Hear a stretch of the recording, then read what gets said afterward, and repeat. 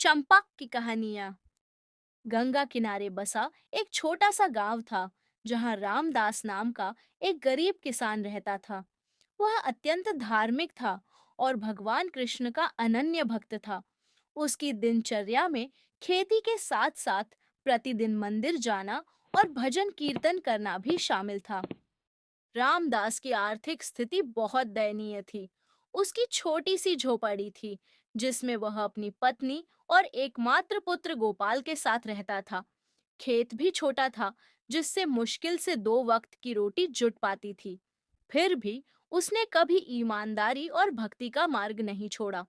एक दिन गांव में अकाल पड़ा। कई किसानों की फसलें बर्बाद हो गईं और भूख से तड़पते लोगों की चीखें सुनाई देने लगी।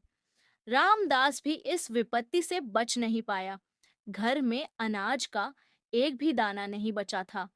गोपाल भूख से रोने लगा, लेकिन रामदास के पास उसे देने के लिए कुछ भी नहीं था। हे प्रभु, मैं आपका भक्त हूं, कभी किसी का बुरा नहीं किया, फिर भी मेरे परिवार को इतनी कठिन परीक्षा क्यों दे रहे हो? वह निराश था, लेकिन उसका विश्वास अडिग था। वह सुबह गंगा किनारे बैठकर ध्यान करने लगा। उसी समय एक वृद्ध साधु वहां आए। उन्होंने रामदास को उदास देखा और पूछा। बेटा, क्या बात है? तुम इतने परेशान क्यों हो? रामदास ने पूरी बात साधु को बता दी।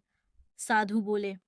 ईश्वर अपने भक्तों की परीक्षा लेते हैं, लेकिन कभी उन्हें निराश नहीं करते। तुम कल सुबह इसी स्थान पर आना, तुम्हारी समस्या का हल मिल जाएगा।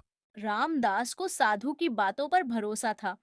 अगले दिन वह गंगा किनारे पहुंचा तो देखा कि वहां एक बड़ा संदूक रखा हुआ था।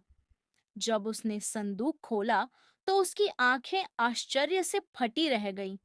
अंदर सोने चांदी के सिक्के और ढेर सारा अनाज था। रामदास यह देखकर चकित रह गया। तभी उसे वही साधु पास खड़े दिखाई दिए। वे बोले। रामदास, यह भगवान का प्रसाद है। इसे अपने परिवार और गांव के लोगों के लिए उपयोग करो। रामदास ने हाथ जोड़कर कहा। प्रभु, आपने मेरी भक्ति को सार्थक कर दिया।